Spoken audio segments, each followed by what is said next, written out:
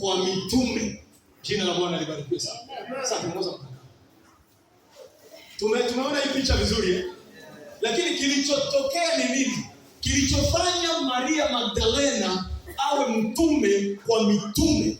Maria Magdalena hapa anaonekana yuko juu ya hawa. Hawa wamekaa na Yesu miaka 3.5.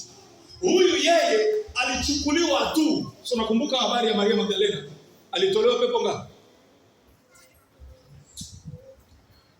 Huyu katendewa muujiza. Alikuwa ni mshirika kondoo. Kwa sababu ya utii akawa mtume kwa mitume. Unaweza ukawa umeingia kanisani hapa tu jana juzi, ni wa kawaida, huna cheo, huna nafasi yoyote, lakini utii wako unaweza kukupa hatua ambayo hukudhani. Utii wako unaweza kukupa nafasi ambayo sio ya kwako kabisa, kikawaida. Unaweza kukaa